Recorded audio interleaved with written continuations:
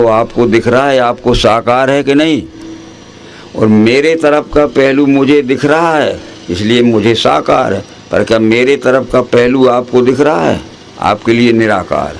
और वस्तु एक है, एक में दो हैं। संयुक्त में तत्क्षरे अक्षरम चा व्यक्ता व्यक्तम भरते विश्वरूपा। तो आपको चाहिए कि आप घूम के मेरी तरफ आओ। जो आपको नहीं दिख रहा था, निर्गुण निराकार था, दिखने लगेगा कि नहीं? और मुझे मेरे तरफ का दिख रहा है, साकार है, पर आपको मेरे तरफ का नहीं दिख रहा। मैं घूम के आपके तरफ के आऊँ तो आपका दिखने लगूंगा कि नहीं? नहीं तो किताब घुमा लीजिए, और नहीं तो आप घूम के। ना हम विचारों को घुमाते हैं और न विचारों में विचार करके देखते। हम केवल सगुण निर्गुण के झगड़ालू हो गए हैं, जाना सगुण का जिनके अगुण न सगुण विवेका जल पई कल्पित बाधे अनेका हरि माया व जगत बिरमाही। तो फिर ये कह दीजिए, नाम रख दीजिए तुलसीदास कहते, वो वेद से कहते हैं, जिनके सगुण अगुण विवेका जल पई कल्पित बाधे अनेका कहीं से वेद असम्मत वाणी सूझे जिन्हें आप नहीं आने। तो सगुण अगुण दो ब्रह्म स्वरूपा या कथे अगाधि अनादि अनूपा मोरे मतबड़ नाम दूते। फिर हम इस किताब का नाम दे देते हैं भगवत गीता है। तो इसके बाहर का नाम गीता है कि भीतर का नाम गीता है, कि आपकी तरफ का नाम गीता है कि मेरी तरफ का नाम गीता है, ऊपर का नाम गीता का नीचे का नाम गीता?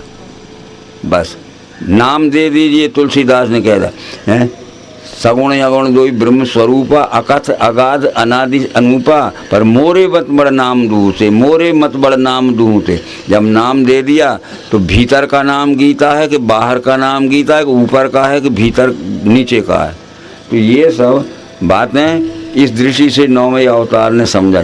एक झगड़ा भी हमारा पूरा कर दिया कि जो कहते हैं कि सगुण को मानने वाले अज्ञानी हैं उससे भी हम सहमत नहीं, और जो कहते हैं कि निर्गुण को मानने वाले अज्ञानी उससे भी हम सहमत नहीं। ठीक है, ये सगुण निर्गुण एक ही वस्तु के दो सापेक्ष स्वरूप हैं, उस दृष्टि से समझ लीजिए आप, तो फिर ये झगड़ा मिट जाएगा। हाँ? तो ये बात तो वेद में भी लिखी है कि संयुक्त में तत्क्षरे अक्षरम चा व्यक्ता व्यक्तम भरते विश्व ईशा। तो इस तरह से अब वो कहते हैं झगड़ा छोड़िए।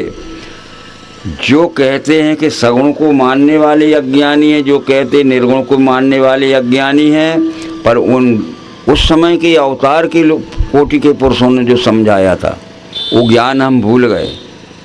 तो वो सगुण के मानने वाले खूब प्रतिमाएं पूजते हैं घर में, और वो निर्गुण को मानने वाले प्रतिमाओं को तोड़ते हैं, फेंकते हैं। यही हो रहा है। तो वो कहते हैं कि आज से पहले जो आदर्श पुरुष हो गए हैं वो आज हमारे बीच में नहीं हैं। त्रेता में श्री रामचंद्र जी हो गए, सतयुग में हो गए, और भी मत्स्यकश्यप और द्वापर में श्री कृष्णचंद्र जी हमारे बीच में नहीं है।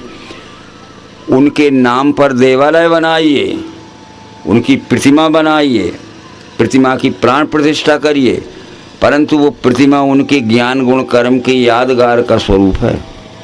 उनकी प्रतिमा रखिए, उस प्रतिमा को देखकर उनका ज्ञान क्या है, गुण क्या था, कर्म क्या था, ये संस्कार लाओ इसमें।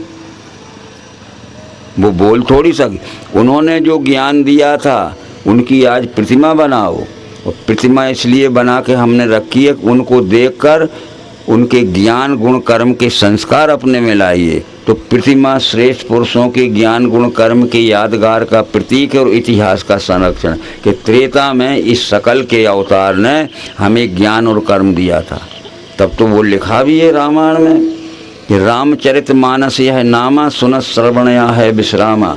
इस ग्रंथ में इसका राम का ज्ञान, राम का गुण और राम का चरित्र लिखा है। तो राम के ज्ञान को समझो, राम के गुण को समझो, और राम के धर्म स्थापना के कर्म को समझो। और रामायण भी रख ली और राम की प्रतिमा भी रख ली और हाथ भी जोड़ लिए। तो इस तरह से आज भी हम कॉलेजों में पढ़ते हैं। साइंस कॉलेज की सबसे बड़ी क्लास MSc होती है, ठीक है। तो MSc के जीवित प्रोफेसर हमें पढ़ाता है, डिमॉन्स्ट्रेशन दिखाता है, और हम देखते हैं। वो चला जाए छुट्टी पे, उसकी प्रतिमा रख लेना और कहना सब्जेक्ट पढ़ाओ।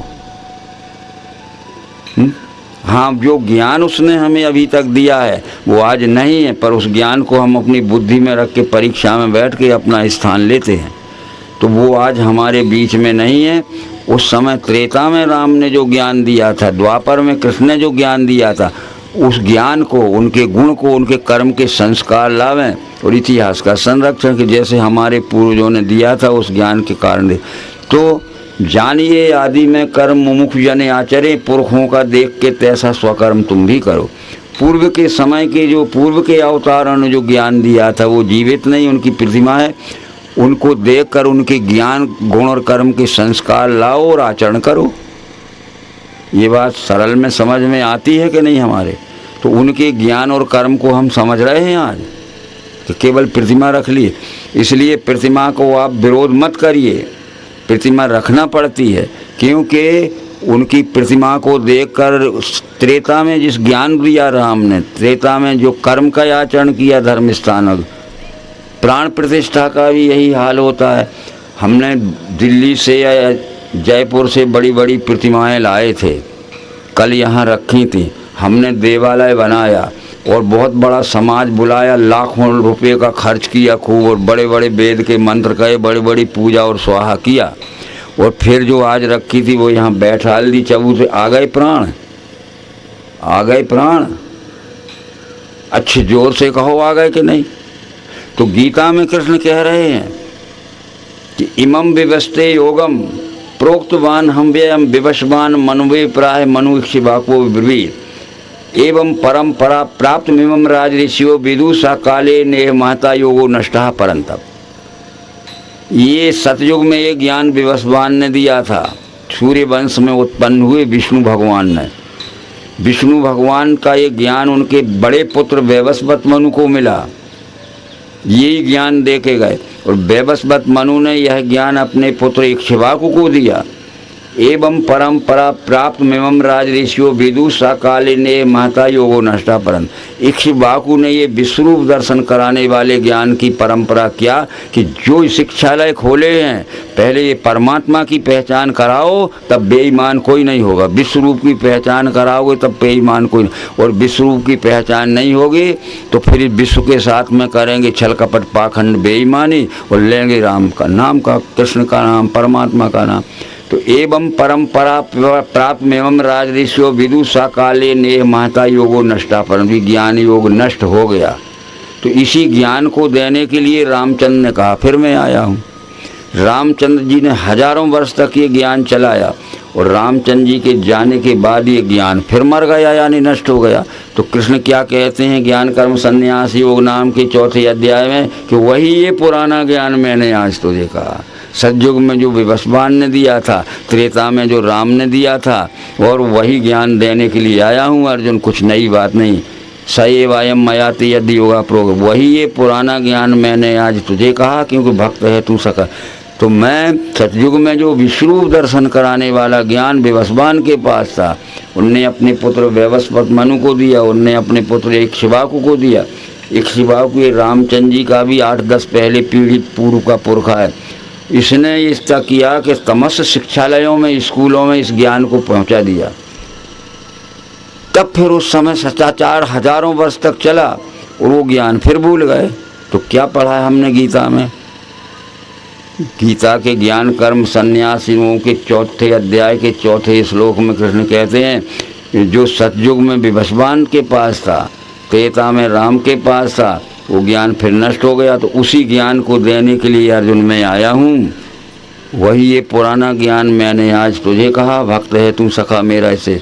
तो वो इसलिए उनकी प्रतिमा रख लीजिए। ये त्रेता में राम ने उनके ज्ञान क्या थे, गुण क्या था, कर्म था, उनके ज्ञान गुण कर्म के संस्कार लाइए। वो शकल देख के वो बताएगी नहीं, पर वो इतिहास लिखा है, इतिहास का संरक्षण है कि राम ने क्या ज्ञान दिया था, कृष्ण ने क्या ज्ञान दिया था, इतिहास में देख लो। तो यही ज्ञान तो दिया था। अब थोड़े में यह कहना चाहते हैं कि कृष्ण ने भागवत में बार बार ये बात कहा है। ये कपिल जी ने अपनी माता को देव बार बार ये बात समझाई है। कृष्ण जी जब शत्रुओं के डर से, जरासंध आदि के डर से भागे, मथुरा से द्वारका जा रहे थे, अपने प्रिय मित्र उद्धव को बुलाया। उनने कि उद्धव मेरी और तुम्हारी उम्र बहुत लंबी हो गई है अब मैं द्वारका यहाँ मथुरा में बचने की कोई संभावना नहीं है, ये जरासंध मुझे मार डालेगा। तो अब मैं प्रिय मथुरा भूमि, प्रिय मथुरा छोड़ के अब जा रहा हूँ जन्मभूमि द्वारका। पर वहाँ जहाँ 11वें स्कंद में पूरा कृष्ण का उद्धव का संवाद है, आत्मयि सत्यम तत्सृजते सृजति प्रभु त्रायते त्राति विश्वात्मा हृते हरिस्व आत्मैव तदिदम विश्वम, ये 11वें स्कंद में आत्मैव तदिदम विश्व, आत्मा एव इदम विश्वम तत्सृजते सृजति प्रभु त्रायते त्राति विश्व आत्मा। ये विश्व रूप का नाम परमात्मा है। यह सारी सृष्टि इसमें उत्पन्न होती है, झाड़ पेड़ से घास से लेके मनुष्य तक, और सारी सृष्टि इसमें रहती है। अंत में सारी सृष्टि इसमें सब कुछ मिल जाते है। तो इस तरह से विश्वरूप परमात्मा को मत भूलना। और मैं जा रहा हूँ अब द्वारका। अब मेरी और तुम्हारी उम्र ज़्यादा हो गई है, और ये निश्चित है कि हो सकता है कि ज़िंदगी में हमारा दोनों का फिर जीवित में मिलना न हो। तो कृष्ण जी का शरीर द्वारका में त्याग हुआ, उद्धव का यहाँ मथुरा में हुआ, और ये कह के गए थे कि आत्मैव तदिदम विश्वम, आत्मा एव इदम विश्वम तत्सृजते सृजति प्रभु त्रायते त्राति विश्व आत्मा हृते हरिस्व। तो ये सब बातें इसमें लिखी, ये छोड़ दी जाती हैं, और ये तो सब करेंगे हम, इसमें छुड़ाया नहीं जाएगा। वेद देखो, शास्त्र देखो, देखो स्मृति पुराण भी, पर ज्ञान की दृष्टि से देखो। जो ज्ञान उन्होंने दिया था उसी ज्ञान की दृष्टि से हमें उनके चरित्र पढ़ना पड़ेंगे। तो वेद भी देखो, शास्त्र भी देखो, देखो स्मृति पुराण भी, पर ज्ञान की दृष्टि से देखो। तो ज्ञान ही तो कहा है, कृष्ण जी ने क्या कहा कि नहीं ज्ञानेन सदृशम पवित्र में ही विद्यते। इस मनुष्य लोक में ज्ञान के समान श्रेष्ठ कोई दूसरी श्रेष्ठ वस्तु नहीं है। तत्स्वयं योग संसित कालेन आत्मनि विन्दते। यहाँ ज्ञान बिना दूजा पवित्र और कुछ है नहीं, सो स्वयं योग संसिद्ध काल से निज में लख है। इस संसार में ज्ञान के समान पवित्र कोई दूसरी वस्तु नहीं है, परंतु जिनकी पुण्याई सैकड़ों जन्म की होगी उनको ज्ञान समझ में आएगा। और जिनकी पुण्याई अभी जैसे छोटे बच्चे की तरह हम पैदा होते, पुण्याई नहीं तो उनको समझ में नहीं आए। यही बात हमें रामायण में मिलेगी, यही भागवत में मिलेगी, यही गीता में मिलेगी। जब वनवास के समय श्री रामचंद्र जी के साथ उनके छोटे भाई लक्ष्मण जी थे, एक बार प्रभु सुख आसीना लक्ष्मण कहे बचन छलहीना। बड़े अवकाश में बैठे थे श्री रामचंद्र जी।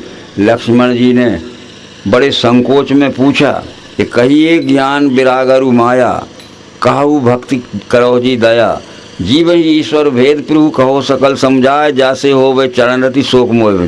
पहले तो मुझे ज्ञान समझाओ, फिर वैराग समझाओ, फिर माया समझाओ, फिर भक्ति समझाओ, फिर जीव ईश्वर में क्या भेदे समझाओ। मैं ठीक ठीक नहीं समझता हूँ, मेरा भ्रम निकाल। तो ज्ञान ही समझना है पहले। तो क्या समझाया था रामचंद्र जी ने? ज्ञान मान जहाँ एक नाही, देखे ब्रह्म स्वरूप सब पाई।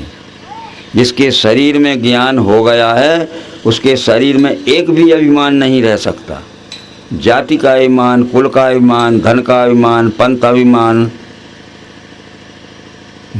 बहुत से अभिमान है। ये सब अभिमान लिखे हैं। इस वास्तव में जिसके शरीर में ज्ञान हो गया, तो ज्ञान मान जहाँ एक नाही, जिसके शरीर में ज्ञान हो गया उसके शरीर में एक भी अभिमान नहीं रहेगा, तब सब में परमात्मा दिखेगा। जैसे हमारी आँख में कोई भी विकार नहीं है, एक तो जैसा है वैसा जो है वह सब दूर तक दिखा। हमारी आँख में कोई भी एक विकार हो, जाला हो, फुली हो, माड़ा हो या मोतिया बिंद हो, तो दिखेगा। तो ये अभिमान हमारे बुद्धि में ये क्या है? अभिमान एक धुंध लाने वाले हैं। इसलिए अभिमान त्याग दीजिए। इसके 17-18 प्रकार के अभिमान लिखे हमें से। जाति का अभिमान, कुल का अभिमान, पद का अभिमान, पंथ का अभिमान है, ये सभी अभिमान है। फिर अपने मान अभिमान छूटे ही नहीं। मान अभिमान छूटने के बाद हमारी बुद्धि समझने लायक होगी। फिर दूसरी बात वैराग के विषय में समझाइए, कहिए ज्ञान, फिर वैराग, फिर माया। तो वैराग के विषय में वो कहते हैं कि वही कहते हैं परे राग कहते हैं आसक्ति को। कहिए तासो परम विरागी, तृण संसिद्ध 3 गुण त्यागी। वो श्रेष्ठ वैराग्यवान पुरुष वह है जो अपने स्वार्थ के लिए किसी की वस्तु एक घास के तिनके के बराबर भी नहीं लेता है कि ये किसी की वस्तु रास्ते में भी पड़ी है तो उठा के ले जाओ। कहिए तासो परम विरागी, परम यानी श्रेष्ठतम वैरागी, जो तृण सम, ये घास के तिनके के समान भी किसी की दूसरी की वस्तु को नहीं छूता है, तब है। तो हम तो क्या रास्ते में कुछ पड़ा होगा किसी का, वो गिर भी गया होगा तो उठा के रख के चले जाएंगे। तो इस तरह से ज्ञान वैराग पहले समझना, और भागवत में यही लिखा है, इसके बाद समाप्त करते हैं। ये मिनिस्टर का पीओ है मध्य प्रदेश का। तो क्या कह रहे थे हम?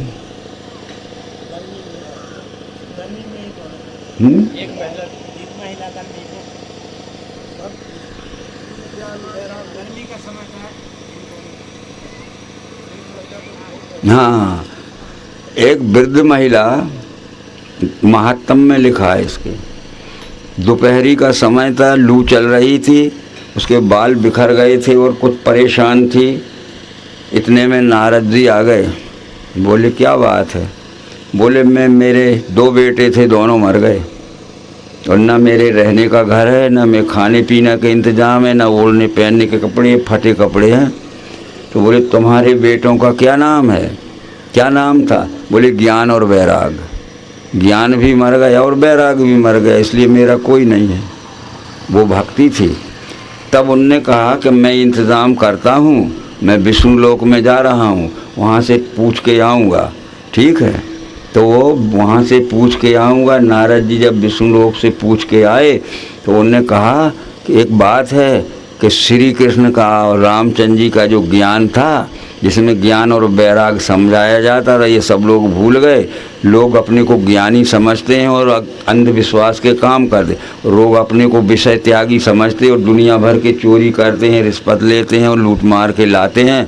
तो ये ज्ञान और वैराग जहाँ होंगे वहाँ भक्ति होगी, जहाँ ज्ञान वैराग नहीं है वो भक्त नहीं हो सकता।